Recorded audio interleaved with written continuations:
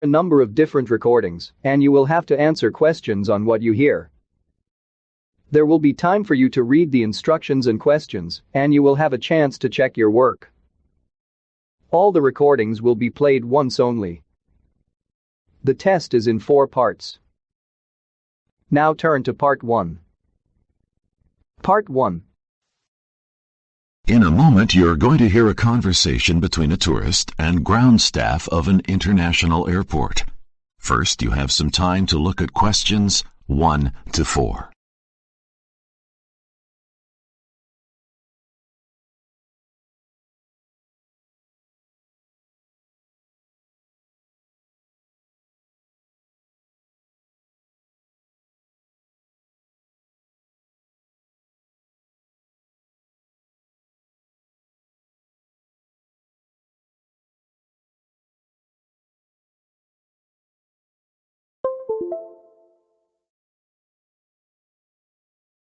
Now we shall begin. You should answer the questions as you listen, because you will not hear the recording a second time.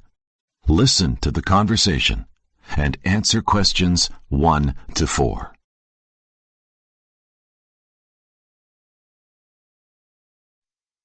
Excuse me, I'm Steve. I'm a tourist here. Can you help me with some information? Yes, sure. Tell me, what kind of information do you want? Well, I'm really worried. I've not got my luggage yet. Let me check and find out the number of the flight by which you have come. Frankfurt Airlines. My flight number is A1B103. I'm sorry, I could not get you. Could you please repeat the flight number? Sure. Airline I was travelling by is Frankfurt Airlines, and the flight number is ALB103. Okay. Please wait here and tell me the luggage number that was allotted to you. It's F221218. F221280. No, it's 18. Okay. The first set of luggage has already arrived, and your luggage is in the second set. So please wait here for a few minutes. I'll be really glad if you tell me the amount of time that it's going to take me. Only a few minutes, sir. There it is. Thanks for your help. You are welcome. Is there anything else I can help you with? Yes, I would also like some assistance regarding tourism here. For that, you will have to go to the Frankfurt help desk. I think they will probably be able to give you more information regarding it. Frankfurt Help Desk? Where is it? It's just here. This is ground staff department. Go straight toward the stairs. Take the stairs and you'll see the coffee vending machine. It's on the first floor. Take a right from there, and the 4th cabin on your left is the Frankfurt help desk. Who should I meet there? You will meet Mr. Cezanne over there. Thank you so much for your help. Oh, my pleasure.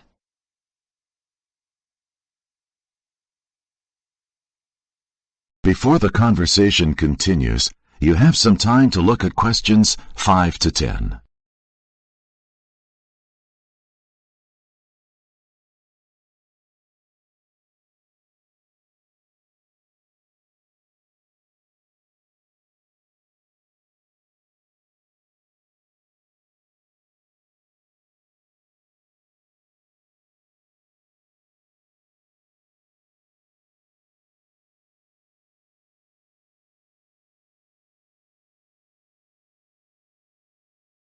Now listen carefully and answer questions 5 to 10.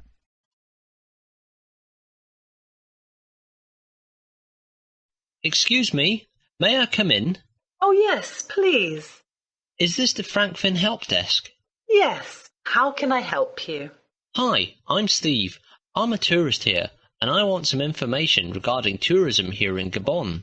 Sure.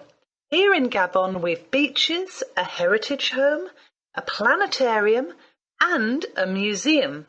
May I have some more information about these places? I mean the location, the mode of transportation, and other related things. Sure. I'll be happy to tell you all about them. Let's start. The most beautiful beach in Gabon is the Coral Beach.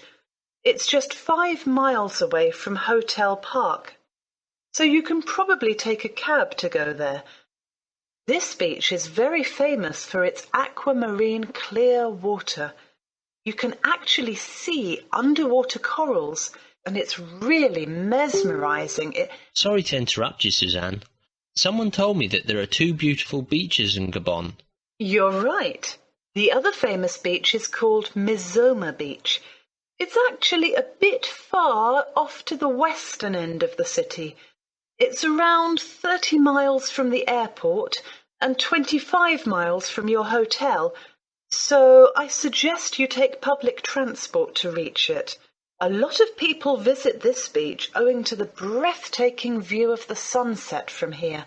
Apart from these 2 beaches, there's also a museum called Ancient Styles, located in Gabon. This museum exhibits the most exclusive ornamental clothing, architecture, and other things related to the lifestyle of people in ancient Gabon. It's not too far from your hotel, or rather there are train services which can help cover this 7-mile stretch. You can take this train just near your hotel. Wow, it seems there are a lot of interesting places to visit and see in Gabon. Is there anything else apart from the beaches and the museum? Yes, there is one more place that you will enjoy going to. You can board the train that you took to reach the museum and reach the planetarium, which is just 2 miles from the museum. Thanks for your help, Suzanne. You're welcome, Steve.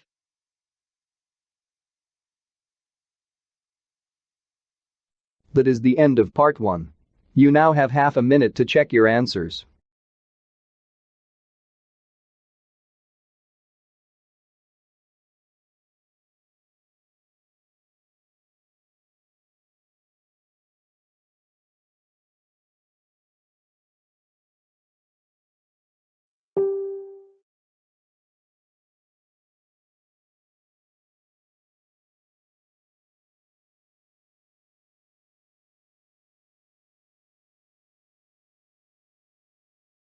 Now turn to part 2. Part 2. In a moment, you will listen to a monologue in which a travel agent is telling his clients about a travel package to Switzerland. First, you have some time to look at the questions 11 to 15.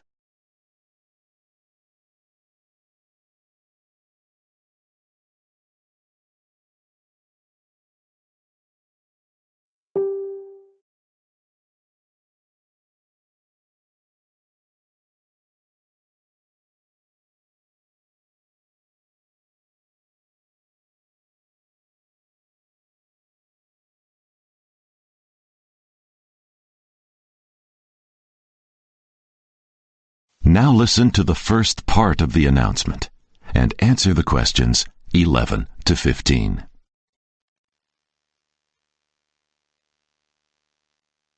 Hello friends, I would like to take this opportunity to welcome all of you to this presentation organised for people who want to spend their holidays in Switzerland but do not have the knowledge to make their trip a successful one.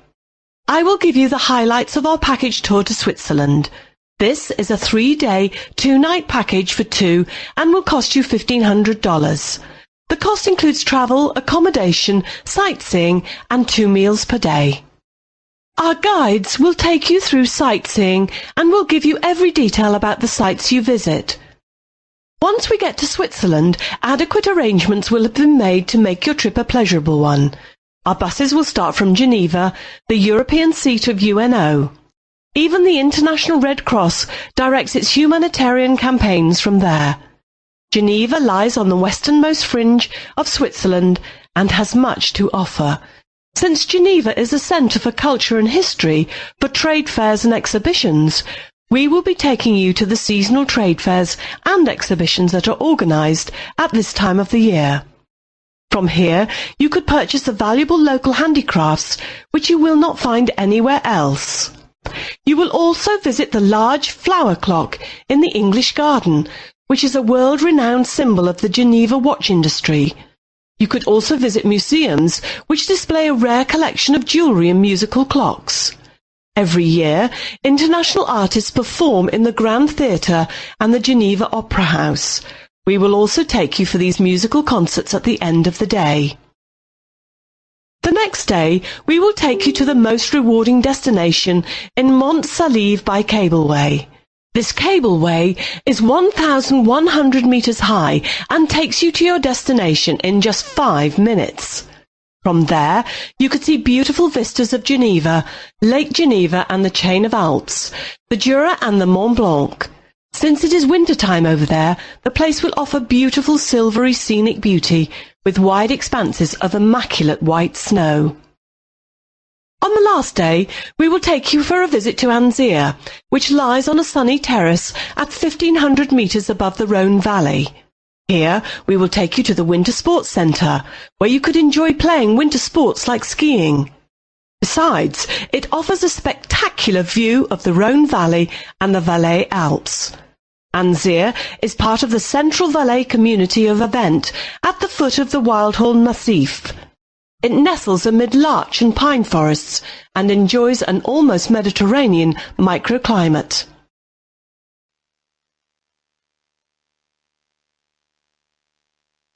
Before you listen, you have some time to look at questions 16 to 20.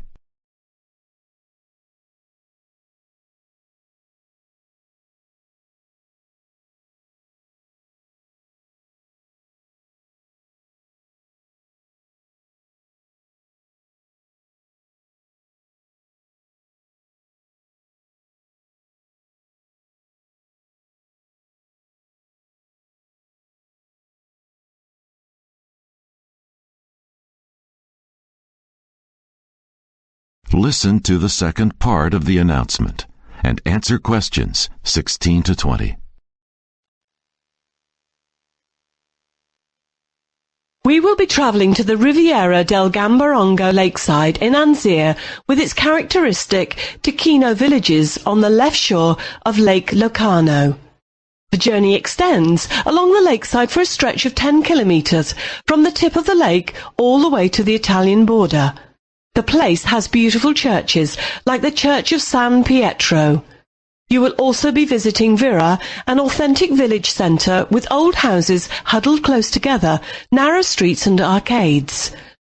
From Vira, there is a road up to the mountain villages of the Alto Gambaronga Peaks to the remote mountain village of Indemni in the immediate vicinity of the Italian border. The Gambarongo, with its endless chestnut groves, is a popular hiking and biking region, boasting a trail network of almost 200 kilometres. We will also take you for a visit to the Gambaronga Botanical Gardens, which are located on the hill road between Piazzogni and Verano. The gardens have 950 types of magnolias, azaleas, peonies and rhododendrons, interspersed with ivy and pine. I assure you that your time with us would prove to be one of the best moments of your life. Switzerland is the dream destination of every person, and we make sure that these dream moments for you may be the best that you may have ever experienced. Please make sure that at this time of the year you will need to have your woolens with you. We will make reservations for you beforehand in Sterling Group luxury hotels. Your package will include a free spa treatment and massage session at any of these hotels. If you need to have further details, please feel free to contact me or visit our website www.travelwithus.com. You can make your payments through credit card, cheque or demand draft. We offer a discount of 10% to clients who make their payment before May 5th. The tour has been scheduled from June 1 to June 3. All shopping will entirely be at your discretion and will not be included in the package. Wish you a safe and wonderful visit to one of the most beautiful parts of the world.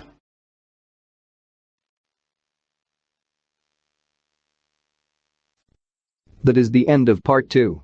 You now have half a minute to check your answers.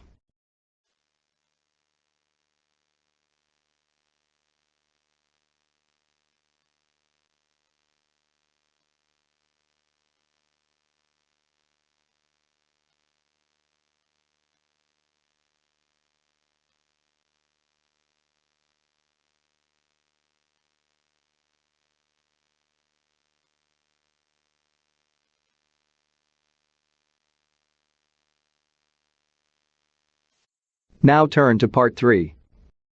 Part 3. You will hear a conversation among 3 students of robotic engineering. First, you have some time to look at the questions 21 to 25.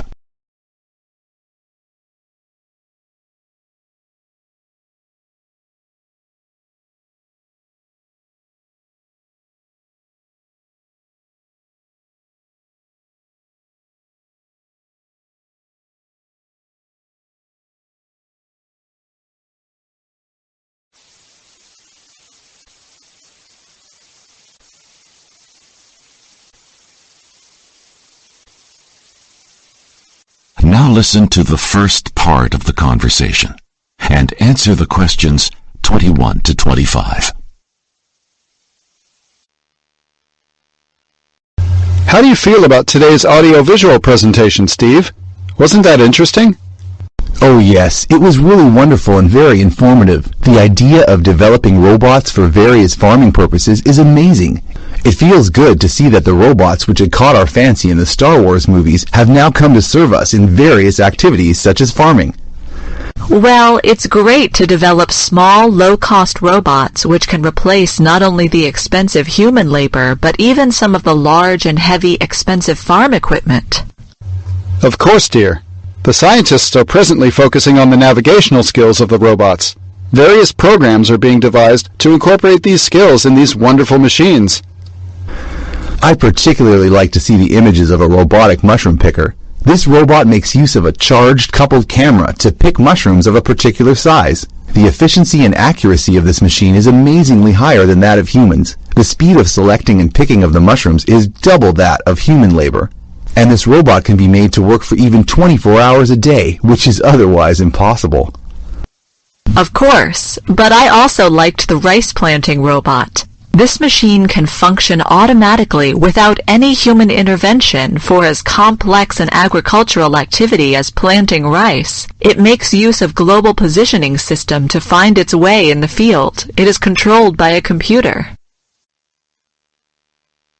Before the discussion continues, you have some time to look at questions 26 to 30.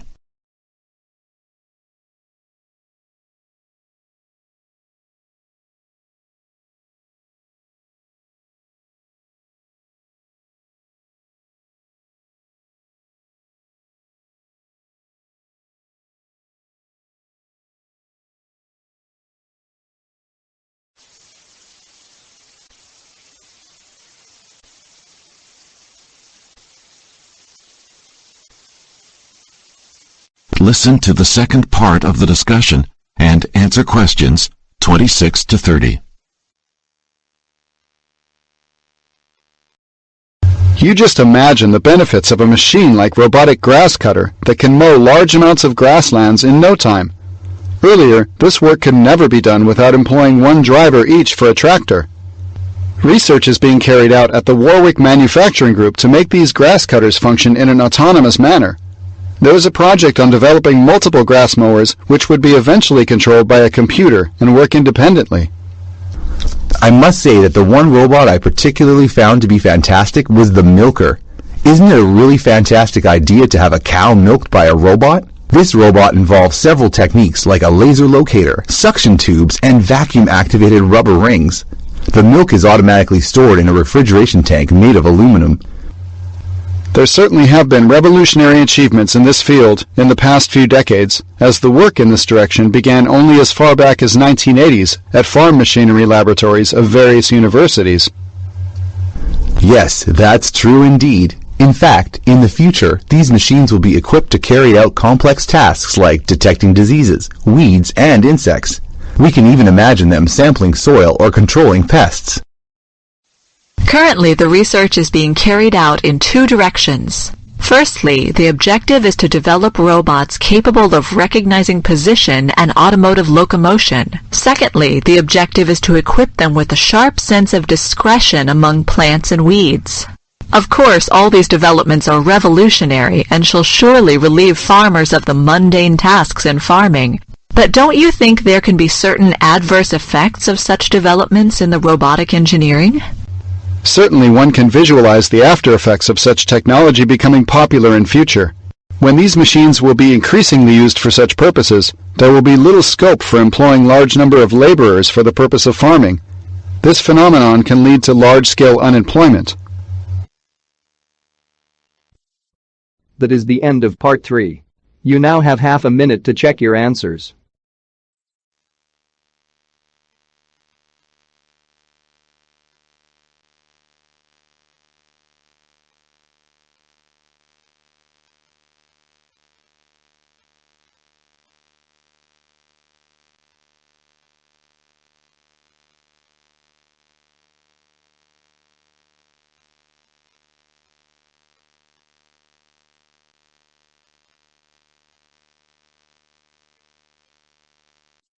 Now turn to part 4.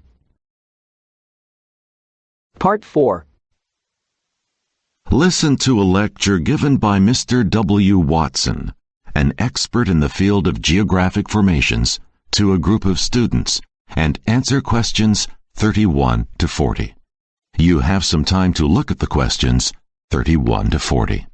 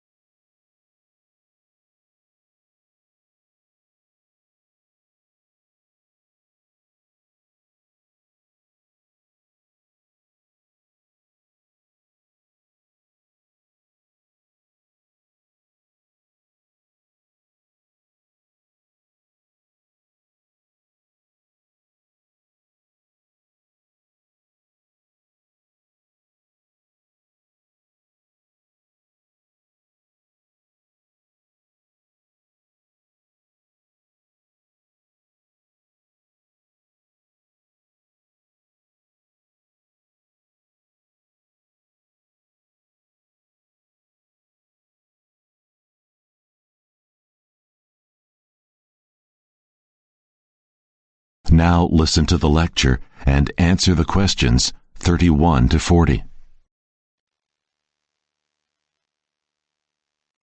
If one wishes to see a work of art by nature, where Mother Nature goes wild with a color palette, it is here. Yes, I'm talking about the Yellowstone National Park. The human history of the Yellowstone region goes back more than 11,000 years.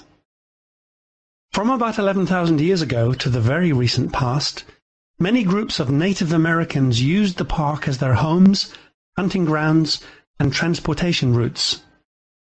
These traditional uses of Yellowstone lands continued until a little over 200 years ago, when the first people of European descent found their way into the park. Yellowstone was discovered in the 1830s, and in 1872 it was established as a national park. A country that had not yet seen its first centennial established Yellowstone as the first national park in the world. A new concept was born, and with it a new way for people to preserve and protect the best of what they had, for the benefit and enjoyment of future generations. Yellowstone National Park is a wonderful feast for all lovers of varied landscapes. The beauty of its scenery is matchless. Located in Wyoming, Montana, and Idaho, Yellowstone National Park is home to a large variety of wildlife, including grizzly bears, wolves, bison, and elk. The beautiful colors that are sprinkled here with extravagance are the result of volcanic activity and glacial phenomenon over millions of years. These natural occurrences have created a marvelous and breathtaking array of lakes, geysers, waterfalls, and canyons. Yellowstone contains approximately 1/2 of the world's hydrothermal features. Yellowstone showcases to its visitors beautiful hydrothermal features at one time and humbly gentle landscape at the other. It presents vivid formations and landscape. There is always something to stun you. For example, you have the Gallatin mountain range made of shale and sandstone, the desert landscape around the northern entrance, and the southern forests teeming with pines. A high plateau covers almost 5,580 square kilometers area of the park. One of the most distinctive features of Yellowstone is the Grand Canyon, which has carved a place for itself over millions of years. Its ochre-colored walls have been instrumental in giving the national park its name, i.e. Yellowstone. A powerful and inspiring landscape, the Grand Canyon overwhelms our senses through its immense size. Unique combinations of geologic color and erosional forms decorate a canyon that is 277 miles long, up to 18 miles wide, and a mile deep. There are over 10,000 hydrothermal features, including over 300 geysers in the park. The geysers and hot springs cover a thermal area that is the largest in the world. The park has 5 geyser basins, namely West Thumb, Midway, Lower, Upper, and Norris. These basins are fueled by the continuous flow of the molten rock beneath the Yellowstone caldera. These basins house almost 200 to 250 active geysers. A geyser is a type of hot spring that erupts periodically, ejecting a column of hot water and steam into the air. The phenomenon behind the natural occurrence of a geyser is simple. Geyser activity, like all hot spring activity, is caused by surface water gradually seeping down through the ground until it meets rock heated by magma. The geothermally heated water then rises back towards the surface by convection through porous and fractured rock. One of the most famous of these geysers has been given the name the Old Faithful, not because it's the largest or the highest, but due to its very faithful or regular activity of erupting many times a day without fail ever since its discovery in 1870. Eruptions can shoot 3,700 to 8,400 gallons or 14 to 32 kiloliters of boiling water to a height of 106 to 184 feet, lasting from 1.5 to 5 minutes. The average height of an eruption is 145 feet. Eruptions often occur about 90 minutes apart, but this interval can range from 45 to 125 minutes on occasions. More than 137,000 eruptions have already been recorded. Yellowstone experiences thousands of small earthquakes every year, virtually all of which are undetectable to people. There have been 6 earthquakes with a magnitude of 6 or greater in recorded history, including a 7.5 magnitude quake that struck just outside the northwest boundary of the park in 1959. This quake triggered a huge landslide, which caused a partial dam collapse on Hebgen Lake. The sediment from the landslide dammed the river and created a new lake known as Earthquake Lake. 28 people were killed and property damage was extensive in the immediate region. Hunting is not permitted, though it is permitted during hunting season in the surrounding national forests. Fishing is a popular activity. A Yellowstone Park fishing license is required to fish in park waters.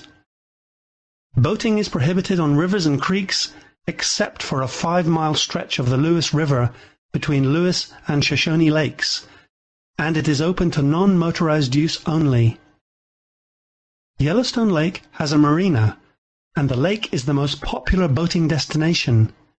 If you want to have a perfect tour of Yellowstone, you must drive through it. Many types of tours are organized both for the adventurous and the less adventurous travelers. You can do a lot of things, some of them being backcountry hiking and camping, bicycling, boating, camping, fishing, horseback riding and llama packing, and picnicking.